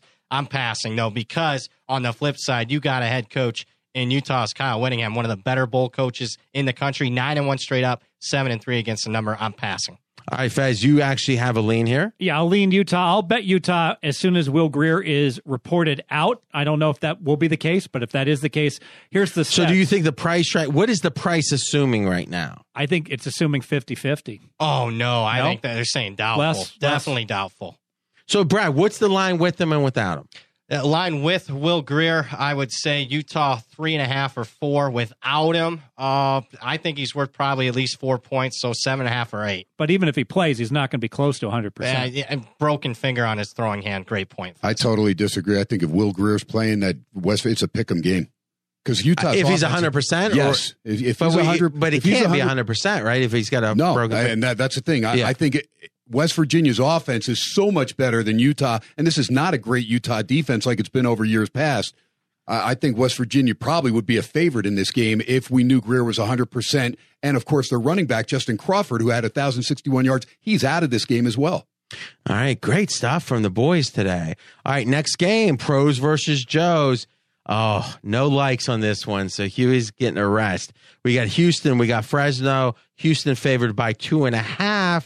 with some extra juice in this game. Ken, you lean? Yeah, I lean Fresno State, and I'm just leaning to a team that I feel has the better coach, and the better coach is Jeff Tedford, who was Mountain West Conference Coach of the Year. What a job he did turning his team around that won only one game last year, and he's got a plethora of running backs now that Mims and Hokett have helped out since Ronnie Rivers got hurt, but now all three are there. Keyshawn Johnson, no relation to the great Keyshawn Johnson, is an outstanding receiver and is going to be a tough cover for Houston. Houston's erratic as far as quarterback. They started with Kyle Allen. They went to Postma. Now they're with Derek King. So they're trying to figure things out. Also, Bonner, who's a second-best receiver behind Dunbar on that team, he's questionable with a shoulder injury, so that comes into play as well. Fresno State, 32 sacks on the year, only allowed 9. That's key. I think Derek King or whoever quarterbacks for Houston is going to be under duress. I think Fresno State wins. They've already won a game in Hawaii. That's where this game is, and I think they take care of business again. Great hand. I love the idea of if you have an unfamiliar venue, even if you're there once, think about if you play golf or if you play basketball in the day or even now, is being on that court one time makes a difference. Lean or like, Brad? Yeah, I lean with Fresno, and that is the handicap. Familiarity with not just any venue. We're talking Hawaii, where it could be a business trip or a pleasure trip. And when you got a very young head coach in Major Applewhite, first year as far as prepping his team, I think there's going to be some distractions. At least I got to question it. Meanwhile, I got a veteran head coach in Jeff Tedford. The team already visited here, beat Hawaii earlier this year. I think this is a business trip for them to cap off a season. I'm leaning with the Bulldogs plus the point. So this is your one pass, Fez. Real quick, it seems like we clearly have lean Fresno. Why not lean Fresno for you? I was looking at Fresno, and I met with the math geeks, and they made the game, my math geeks, Houston -4. And they did not tell me why. They just said that's what their computer model was, so I don't want to go against it. It's the computer said it. Who can question that? Uh-oh. That's a whole other podcast. All right, what's the Sharps think? Sharps on Houston in this game. Houston. All right, next game. We got 3 left, guys. Real quick. So we'll have the big games, everything after, what was it, 29th onward, right? Right. We'll have next week. I'm not sure if it's going to be Tuesday or Wednesday. We'll talk about, because Tuesday's the day after Christmas. We'll figure that out. But either way, you guys are good through a couple more days after that. So we're through the 28th. So that's good. Also, just because this is misaligned with the release dates and such, is we're going to be in a situation where no coupon or anything this week, but I'm going to make up for it with something very special that gives you guys a chance to, if you want to get involved with the NFL playoffs, or if you want to get involved with college basketball, I'm going to give you guys a really special coupon next week that lets you, I'll make up for it this week. And Ken's down. Ken, you've got like less than 5 minutes at this point. So let's pick the game Ken has the strongest opinion on. You like, and you pass. So let's try to get these through 2 real quick. These are all on the 23rd. We've got, this is a triple like. Army, San Diego State. You know what I'll do? I'm going to do that one next. And Ken, right after you give your like, you can run. So let's go here. Texas Tech, South Florida. South Florida's -2.5. And you're the only one with a like on this, Ken. Yeah, I like Texas Tech. I just like the offense when it's clicking. I just think they're going to play a South Florida team that really hasn't played a tough schedule. And I do like Quentin Flowers. He's an outstanding talent, and Tyson Johnson not bad in the backfield. But again, you're coming out of the AAC and you're playing a team that's played Big 12 competition. I think it's totally different, and it's not like they haven't seen guys that can tuck it down and run with it like Quentin Flowers does. And Flowers is a guy that's been able to exploit a lot of those weak defenses there in the AAC. I really think that Texas Tech, Shimanek will get it together. And they have 2 good running backs. And Justin Stockton, their main guy, he's back and healthy for this game. And that's key, helps out Trey King. So I just think there's too many weapons for Texas Tech. I think they win the game. Again, respect to Quentin Flowers, an outstanding player, but there's probably maybe 5 or 6 guys on South Florida that could play on Texas Tech's team. And I don't think that's enough to win this game. And they're an underdog. Texas Tech is an underdog. I think the wrong team's favored. Did you say in the middle of that there's so much drama in the LBC? What you were saying something Snoop Double G. What'd you say? So much drama in the LBC? No, he said he named the conference and he said something. The AAC. There you go. American Athletic. That just was so smooth. It was like he was rapping it. Yeah, I like that. You're not on a mission to find Mr. Warren G? There you go. All right. Somehow, some way, I keep ending up funky. Oh, okay.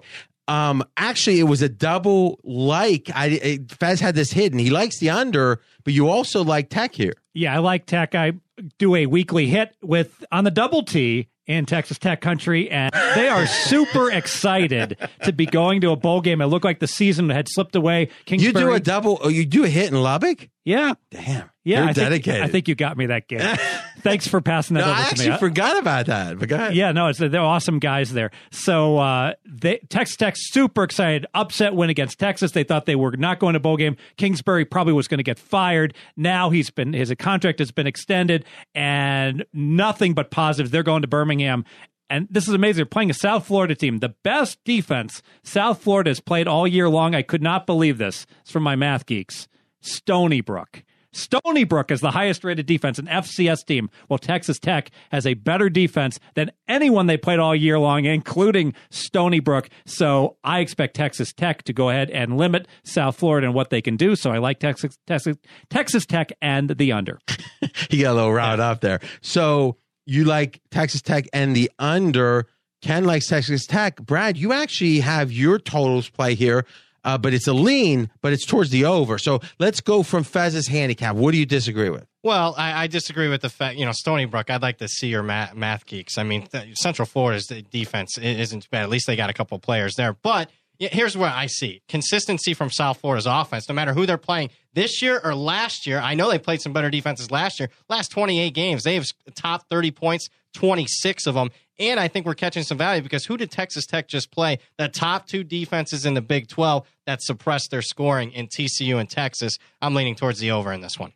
All right, last one. This is a triple like. It was also Fez's best bet. Ken, we're going to get your take, and then you'll just skip out and only miss the last game, which you passed. So this works out great. This is Army, San Diego State. It's down to 6.5 here with a little extra juice. You like San Diego State. And I do, and I got to give both the guys credit because they turned me on to Rocky Long's record against option teams over the years. So he's the guy at the helm for San Diego State. And Rashad Penny, got to see him up close and personal when he came here to play UNLV. And when you don't have a defense that can get outside the tackles and get out there quickly, Rashad Penny's gone. When you have that speed on the outside, you can shut him down like Boise State and Fresno State did in successive losses, the only 2 losses of the year for San Diego State. So I think that San Diego State will be able to get Penny outside. He's got too much speed for Army's defense. Look, if Army's able to slow it down a little bit and work the clock, maybe they can hang in there. But I just think Rashad Penny's going to have a field day, and San Diego State's going to roll.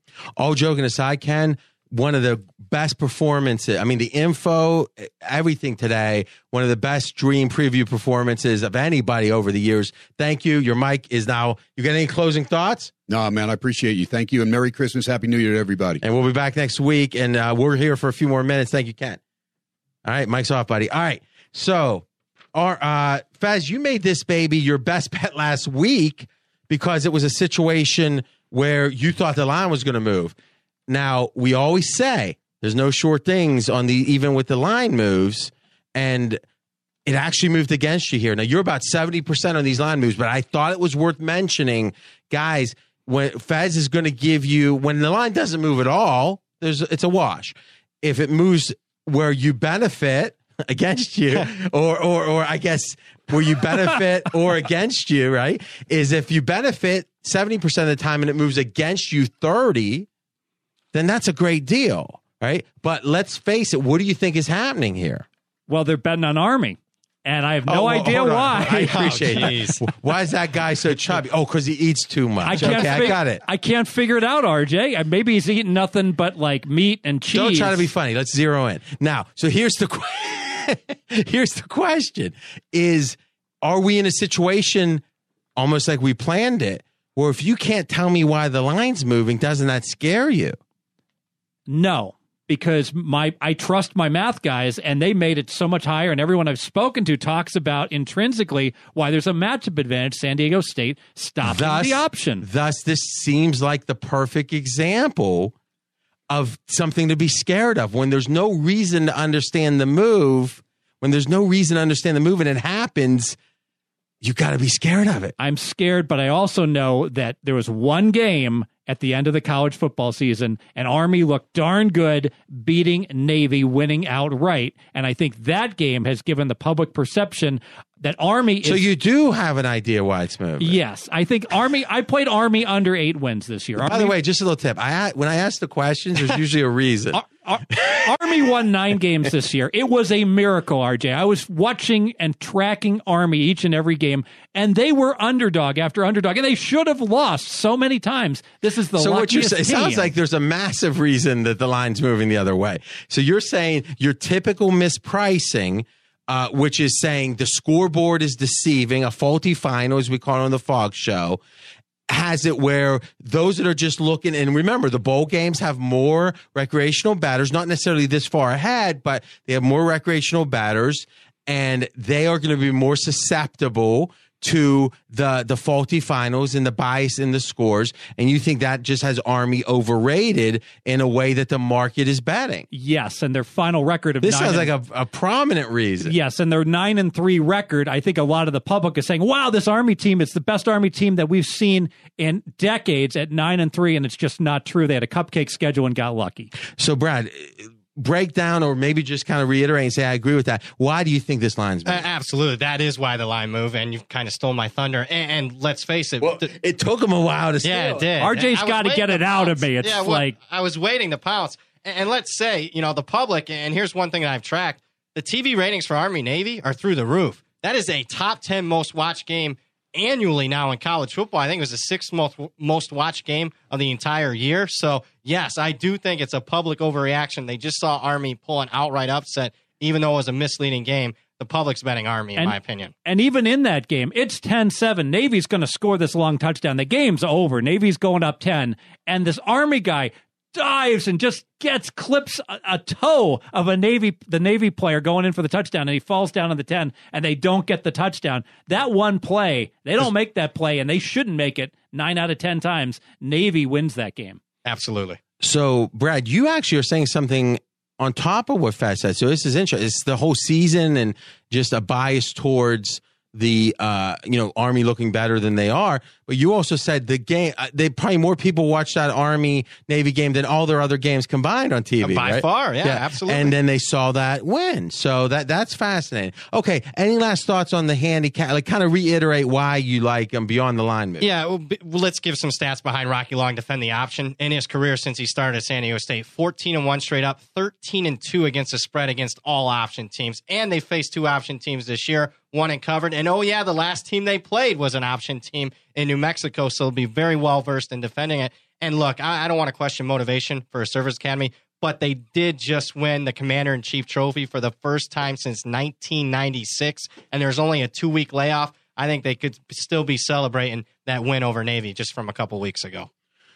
All right, last thing on this game, and then we got one more, is Fez, if you really listen and he says, oh, my numbers guys say that, is obviously that's not giving us a ton.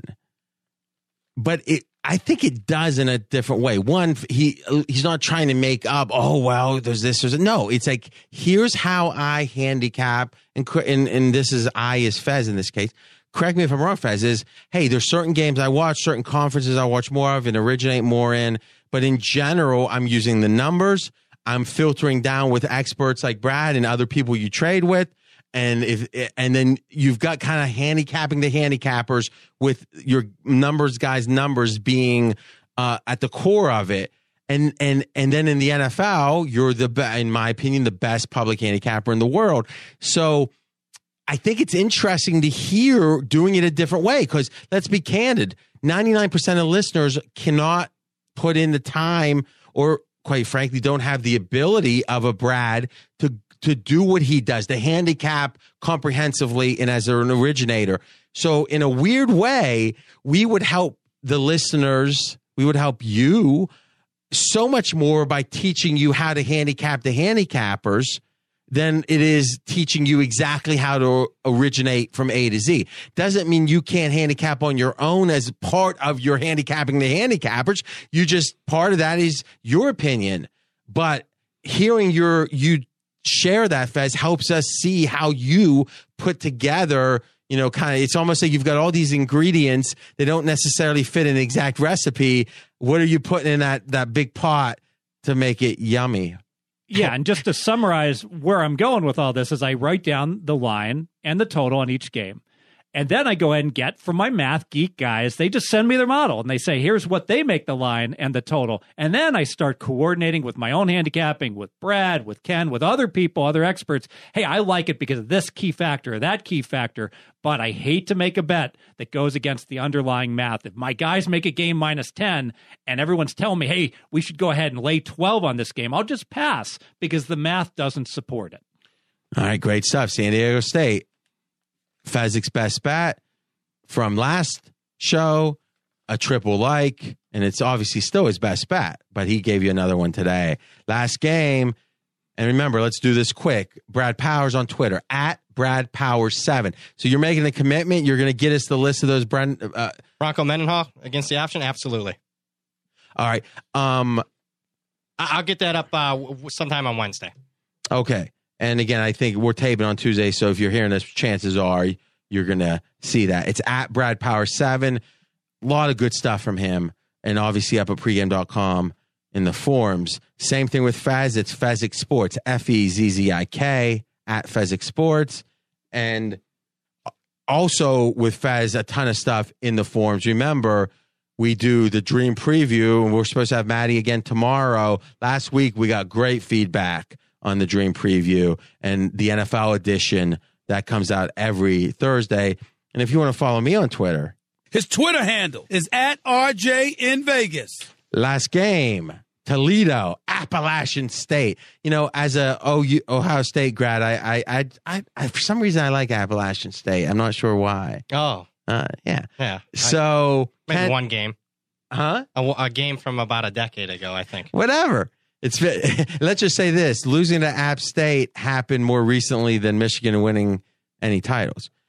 We've got App State, Toledo, Toledo favored by 7.5 in this game, and we got two leans. Fez, let's start with you. Yeah, I leaned App State. I'm actually going against my math guys who made this game 9. There's an underlying trend in bowl games. The Sun Belt is 11-4-1 against the spread versus the MAC teams. Now, I'm not going to make a case that Boone, North Carolina is a fun place to be in the wintertime, but it's a lot better weather-wise than being in Toledo. And I'm a firm believer, and I don't think this gets priced enough into the marketplace, that you spend December in the cold Midwest, and it's just difficult to stay on your game. You can't practice outdoors. You got to go to an indoor facility or practice in freezing cold. And I think that the Sun Belt gets better. Their team gets better with those 15 practices in December. I don't think that the MAC does. I think their teams regress slightly, and thus you get point spread value when they face each other at the end of the year. What percentage of cold weather Division I teams do you think have an indoor practice facility? I would think all of them. Yeah, 90%. All right, so then I'm confused. Then what's the weather? How's the weather affecting them? Because when you practice indoors, and it's you can tell when he starts slowing down, he's not sure. When you're practicing indoors, but you're playing outdoors, it just throws you all off in terms of you've been playing in 33 degrees in the MAC and wind, and then your practice facility, it's going to be a comfortable 68 degrees inside, heated. It's just unnatural. So they could open the doors. They could. Maybe and they make should. it where like in between outdoor and maybe they should. Wow. What do you think, Brad?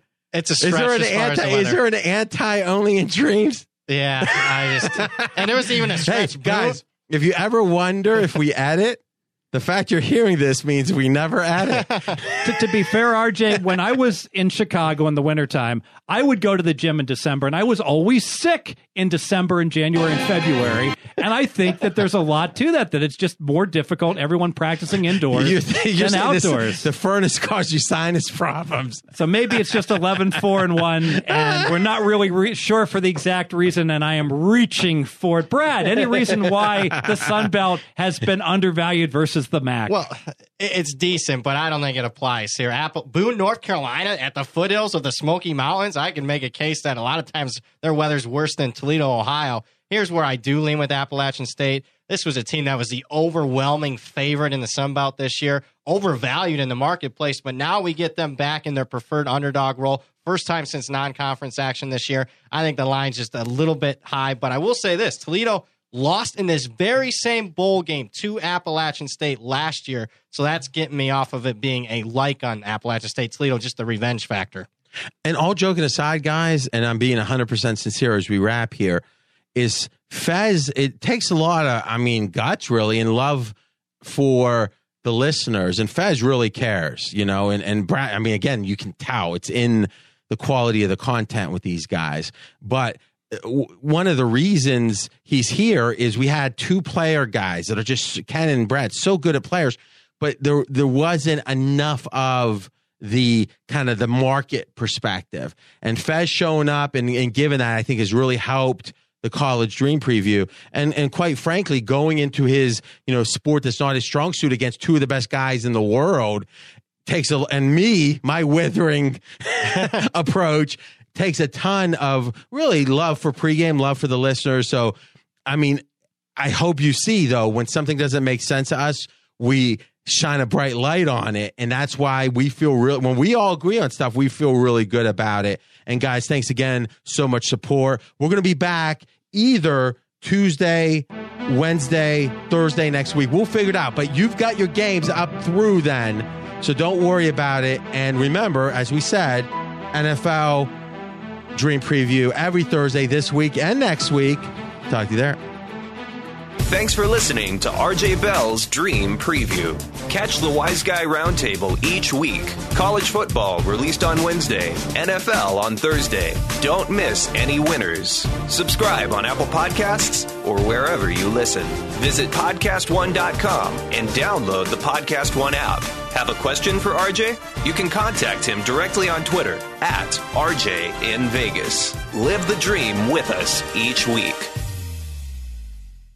Hey, it's Adam Carolla. Now, if you're hearing my voice, it means you like podcasting. And if you like podcasting, well, then you're going to love my show. Lots of funny segments, good bits, great guests, and of course, moi. That's Mexican for me.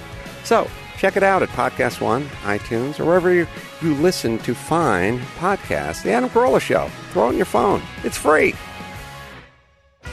Hey, it's Jay Moore, and it is time for America's Lakers podcast. That's right, I'm going to be hosting America's Lakers podcast. My man Aaron Larsoul, an analytical genius, he's going to bring to the table what I can't every Wednesday. Aaron. Yes. This is the official podcast of the Los Angeles Lakers. We are, and as the analytics expert on this podcast, I want to actually give you some props, Jay, because you were interrupting me at 42% of all sentences, and you're down to 34. What would you attribute this reduction to? I'm down to what now? 34%. 35. I interrupted you again.